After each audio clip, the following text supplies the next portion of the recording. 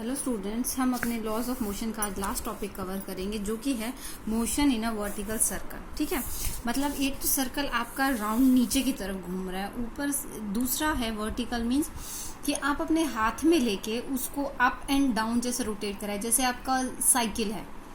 ठीक है, तो आपकी बाइसाइकिल का जो टायर है वो क्या है, वर्टिकल इस डायरेक्शन में, जैसे साइकिल का टायर या किसी भी व्हीकल का टायर जो है मूव करता है, वो आपका क्या है, वर्टिकल सर्कल। उसका मोशन की हम आज क्या करेंगे, बात करेंगे। तो हम किस चीज की बात करेंगे, motion in a vertical circle.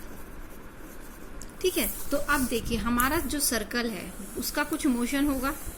ठीक है, हमने क्या है, एक सर्कल ड्रॉ किया, हम उसका वर्टिकल मोशन स्टडी करेंगे। तो देखिए अब हमें पता है सेंटर से हम कोई भी डिस्टेंस लें वो क्या होगा, आपका आर होगा, जो इसकी सरकमफेरेंस पर लाई करेगा कोई भी पॉइंट। ठीक है, तो हम क्या करते हैं, ये हमने डिस्टेंस ले लिया आर, और एक हमने क्या है, टॉप से लेके जो मैक्सिमम हाइट होगी वहां से हमने क्या है, डायमीटर ड्रॉ कर लिया। ठीक है, तो ये डायमीटर जो हो गया कितने का हो गया, डायमीटर जो होगा वो किसके इक्वल हो जाएगा, diameter will be equal to 2r होगा। और अगर ये एंगल हमने थीटा बनाया है, ठीक है, अब देखिए यहाँ पर अगर कोई भी वेट है, ऑब्वियसली बात है, अगर आप वर्टिकल मोशन में कराएंगे तो आपके क्या है, कुछ ना कुछ वेट होगा आपके पास किसी भी ऑब्जेक्ट का, तभी वो रोटेट करेगी। अगर आप सिंपल किसी स्ट्रिंग को ऐसे ही रोटेट कराएंगे तो सर्कल में थोड़ी रोटेट कर सकता है, अगर उस स्ट्रिंग का मास नहीं होगा। जैसे थ्रेड है, उसका नेग्लिजिबल मास होता है, तो उसको क्या आप रोटेट करा सकते हैं, नहीं। तो इसलिए कुछ ना कुछ वेट होगा हमारी किसी ऑब्जेक्ट का, उसको हमने टाई किया हुआ है। फाइन, तो अब इसका वेट जो है डाउनवर्ड डायरेक्शन में लगेगा, mg। अब देखिए हमारे पास क्या है, एक्सिस इस डायरेक्शन में आ रही है, क्योंकि हमारा जो इधर की डायरेक्शन में है टेंजेंट फोर्स लग रहा है, सॉरी टेंशन फोर्स लग रहा है। ठीक है, अब जो टेंशन फोर्स लग रहा है और जो हमारा इसी डायरेक्शन में हमारा क्या है, आपका सेंट्रीपिटल फोर्स एक्ट करता है। क्योंकि आपको पता है सेंट्रीपिटल फोर्स क्या होता है, जो किसी भी ऑब्जेक्ट को सर्कुलर पाथ में मूव कराने में हेल्प करता है, and that acts towards the centre of the circle. ठीक है, तो ये आपका क्या है, टेंजेंट फोर्स हो जाएगा, टेंशन फोर्स हो जाएगा। तो हमें क्या करना पड़ेगा, इस टेंशन फोर्स को क्या है, कोई ना कोई दूसरा फोर्स बैलेंस करेगा। तो अब वो फोर्स कौन सा बैलेंस करेगा, इस mg का फोर्स बैलेंस करेगा। अब mg का देखिए, अगर ये एंगल थीटा बन रहा है, तो अगर ये हमने क्या है, पैरेलल लाइन बना ली, और ये हमने अगर एक्सटेंड किया तो ये दोनों लाइंस क्या है, पैरेलल होंगी, तो ये एंगल भी क्या होगा, थीटा हो जाएगा आपका। तो mg का कंपोनेंट इस डायरेक्शन में क्या आएगा, आपका mg cos थीटा। ठीक है, और इसके परपेंडिकुलर जो इसके टेंजेंट ड्रॉ होगी, ठीक है, टेंजेंट ड्रॉ होगी, तो इस डायरेक्शन में क्या आएगा, आपका mg sin थीटा। ये इसके दो कंपोनेंट्स हो गए। तो अब देखिए जो आपका सेंटर की तरफ फोर्स एक्ट करता है उसे हम बोलते हैं क्या, सेंट्रीपिटल फोर्स। ठीक है, तो अब देखिए अगर फर्स्ट पॉइंट हम कैलकुलेट करते हैं, क्या वेलोसिटी हमें निकालनी है एट एनी पॉइंट, हमें किसी भी पॉइंट पर वेलोसिटी निकालनी है। ठीक है, तो अब अगर हमें किसी भी पॉइंट पर वेलोसिटी निकालनी है तो उस चीज के लिए हम क्या करेंगे, हम अपनी वेलोसिटी को देख लेते हैं कि हमें कहाँ से कहाँ तक, कि मतलब आपको पता है कि देखो अगर हमें वेलोसिटी निकालनी है तो हम law of conservation of energy अगर निकालें, ठीक है, law of conservation of energy हम लगाएंगे, तो आपके पास क्या है, जो इनिशियल मतलब लोअर लेवल पर potential energy plus kinetic energy, वो किसके इक्वल होगी, जो फाइनल जहां पर भी वो रीच करेगा उस लेवल पर पोटेंशियल एनर्जी और काइनेटिक एनर्जी का सम क्या है, इक्वल होगा, मतलब total energy will remain conserve. Clear. तो अब देखिए अगर ये हमारी ऑब्जेक्ट इस डिस्टेंस से लेके यहाँ तक ट्रेवल करके गई है, तो सपोज इसने इतना डिस्टेंस ट्रेवल किया, हाइट कितनी की इसने, इतनी हाइट उसने ली, तो हमने क्या किया, इस हाइट को h ले लिया, तो जो रिमेनिंग डिस्टेंस बच जाएगा ये कितना हो जाएगा, रेडियस r है तो r माइनस h हो जाएगी ये वैल्यू। ठीक है, ये चीज क्लियर हो गई। तो अब देखिए आपको क्या निकालना है, वेलोसिटी निकालनी है किसी भी पॉइंट पर, तो वो पॉइंट कहीं भी हो सकता है, इस सरकमफेरेंस पर कहीं भी लाई कर सकता है। ठीक है, तो हमने क्या करेंगे, हम इस पॉइंट पर निकालते हैं, इस पॉइंट को हम नाम दे देते हैं P पॉइंट। हम इस पॉइंट पर अपनी वैल्यू जो है वो कैलकुलेट करेंगे। ठीक है, तो अब देखिए अगर वो इनिशियली यहाँ से स्टार्ट होता है, कोई भी ऑब्जेक्ट, ऑब्वियसली बात है वो इसी डायरेक्शन से स्टार्ट होगा। ठीक है, तो अगर वो ऑब्जेक्ट यहाँ से स्टार्ट होती है तो इस पोजीशन पर उसकी क्या है, पोटेंशियल एनर्जी क्या है, 0 होगी, क्योंकि यहाँ पर उसकी कोई भी हाइट नहीं है। ठीक है, जैसे जैसे वो मूव करेगा उसके पास वेलोसिटी होगी, ठीक है। अब वेलोसिटी होगी तभी वो मूव करेगा। तो अब इसके पास, इसका मतलब क्या है, इसके पास कुछ इनिशियल वेलोसिटी है, तो क्या हो जाएगा half M V U square, initial velocity U. अब देखिए जैसे जैसे हाइट पर जाएगा तो इसके पास क्या है, पोटेंशियल एनर्जी गेन होगी।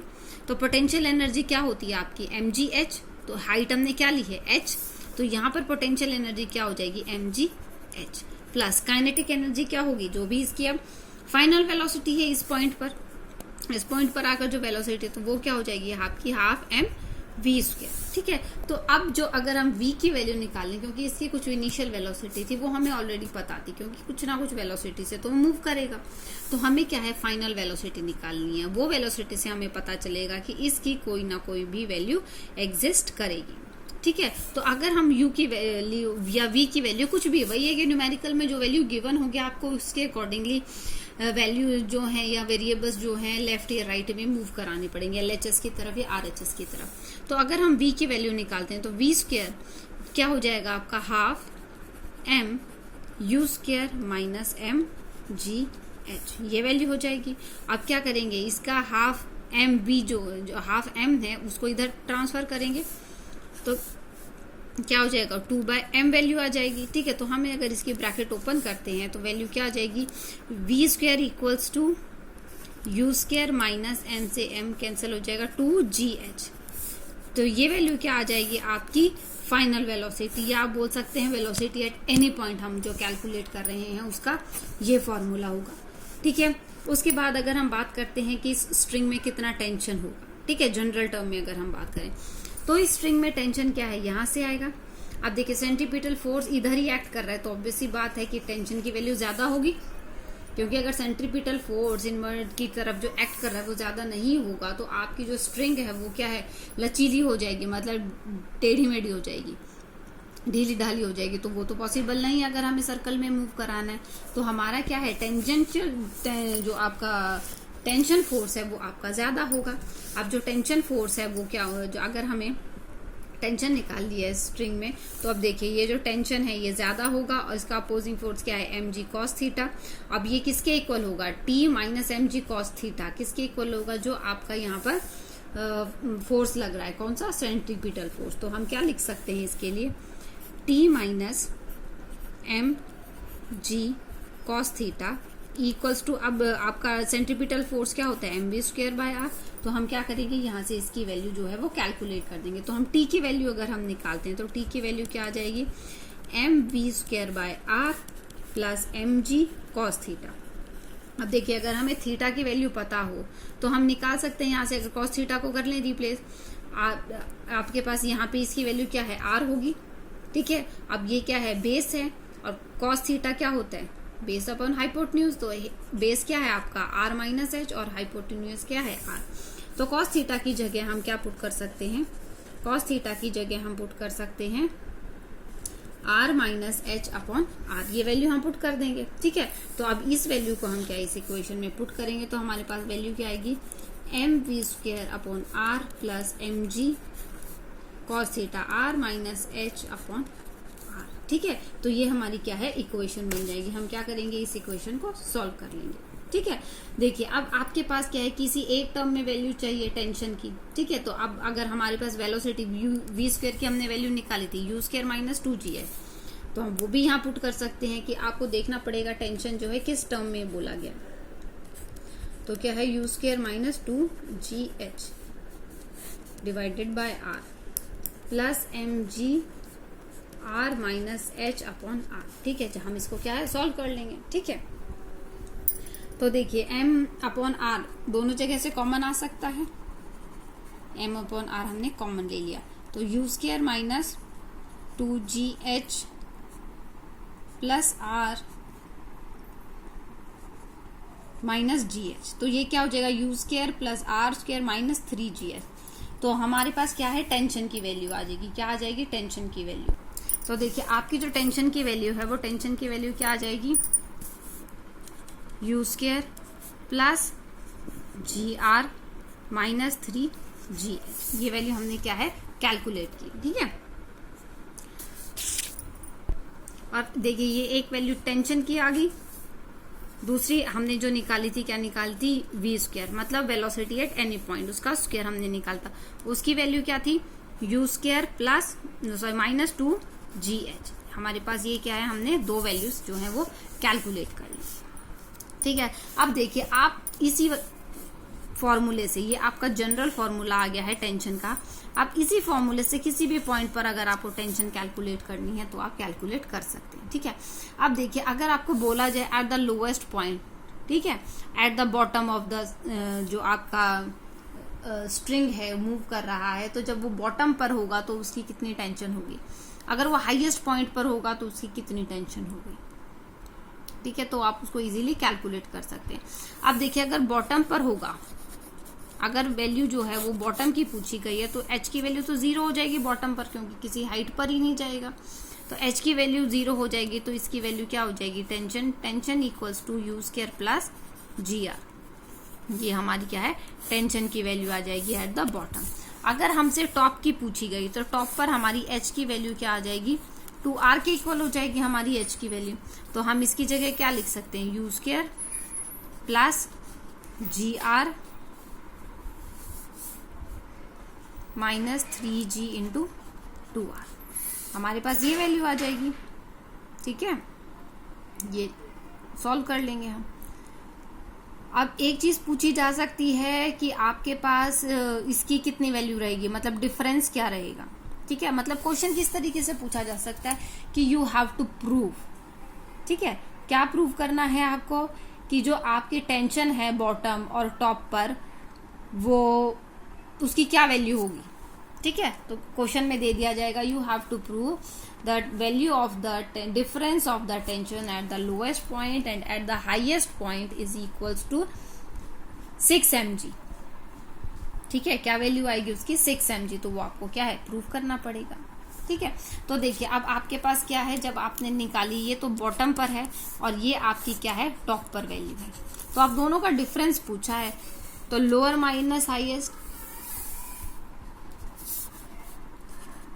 लोअर वैल्यू क्या है, you square, tension at lower point minus tension at highest point, तो ये क्या है आपकी you square minus GR minus you square minus GR, और ये ब्रैकेट ओपन करेंगे तो क्या होगा, प्लस GR 3GR। ठीक है, तो आपके पास क्या आएगी, वैल्यू जो है वो उसके इक्वल आ जाएगी। देखिए हमने यहाँ से ये वैल्यू मिस कर दी, m/r। ठीक है, m/r ये वैल्यू जो है वो मिस हो गई हमारी यहाँ पर, तो t की वैल्यू के साथ क्या है, हमें m/r भी लिखना पड़ेगा, तो यहाँ पर वैल्यू क्या आ जाएगी, m/r। ठीक है, तो हम जब यहाँ वैल्यू पुट करेंगे तो आपके पास क्या है, m/r भी आएगा साथ में, m/r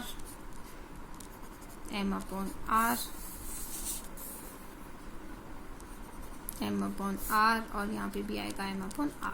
ठीक है, तो इस r से ये r कैंसिल हो जाएगा, इस टर्म से ये टर्म कैंसिल हो जाएगी, इस टर्म से ये टर्म कैंसिल हो जाएगी, तो जो डिफरेंस आएगा वो हमारा किसके इक्वल आएगा, 6gm के इक्वल आएगा या 6 mg के इक्वल आएगा। तो इससे क्या पता लग रहा है हमें कि 6 टाइम्स है किसका, वेट ऑफ द ऑब्जेक्ट का।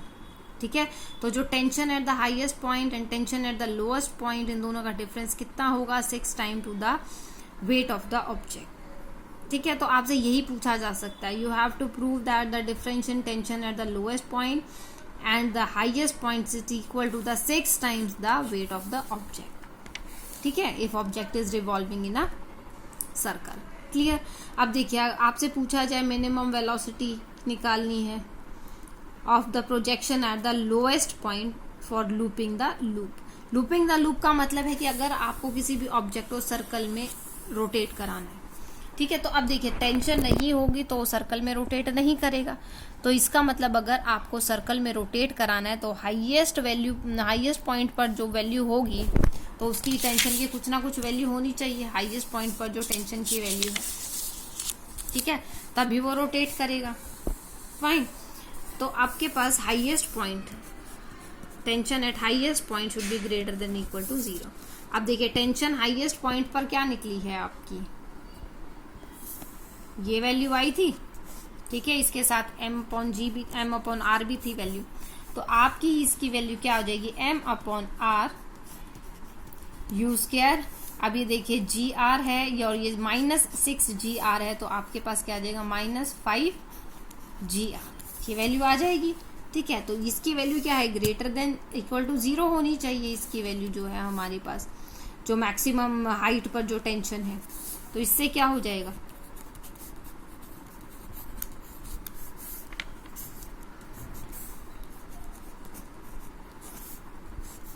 Greater than equal to 0 value होनी चाहिए। अब ग्रेटर देन इक्वल टू 0 होगी तो इससे हम क्या निकाल सकते हैं, u square equal greater than equal to 5 GR।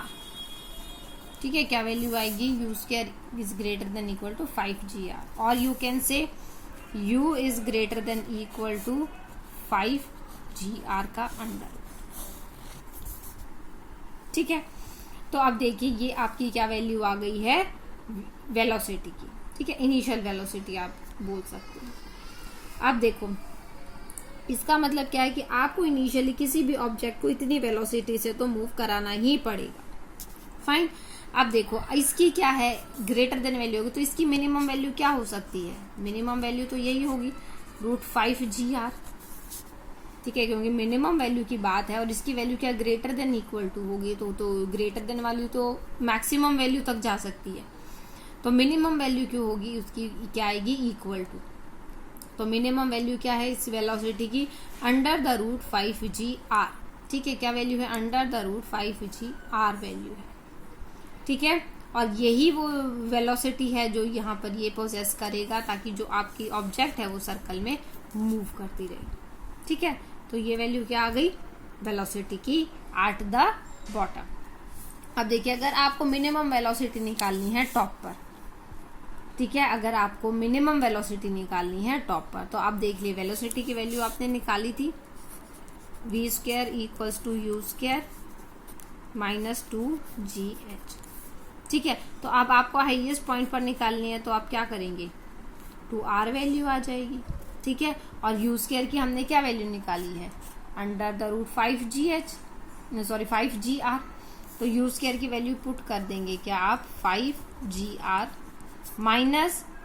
-2GH की वैल्यू क्या है, 2R। तो अब ये 4R 5R, तो ये क्या आ जाएगी, जो वेलोसिटी है v square equals to GR, ये वैल्यू आ जाएगी आपकी। ठीक है, क्या वैल्यू आएगी, v square equals to GR। ठीक है, तो ये तो था आपका इनिशियल वेलोसिटी, फाइनल वेलोसिटी, सब हम कैलकुलेट कर रहे हैं। टेंशन कितनी होगी स्ट्रिंग में, मैक्सिमम हाइट पर कितनी टेंशन होगी, मिनिमम हाइट पर कितनी टेंशन होगी, तो हमने ये सारी चीजें कैलकुलेट की है। ठीक है, तो अब देखिए एक चीज और रहती है, कंडीशन फॉर ऑसिलेशन। अगर कोई भी ऑब्जेक्ट को ऑसिलेट कराना है, मतलब अगर ये सर्कल है कि कोई भी ऑब्जेक्ट यहाँ पर है तो ऑसिलेट ऐसे मूव करेगी, यही ऑसिलेशन होता है, टू एंड फ्रो मोशन है। तो वो टू एंड फ्रो मोशन होना चाहिए। वो टू एंड फ्रो मोशन कब होगा, जब इस u की वैल्यू लेस देन हो जाएगी। ठीक है, इस जब u less than under the √5GR हो जाएगी इसकी वैल्यू। ठीक है, तो ऑसिलेशन के लिए क्या होना चाहिए, अगर इसकी वैल्यू लेस देन है तो क्या होगा, ऑसिलेट करेगी।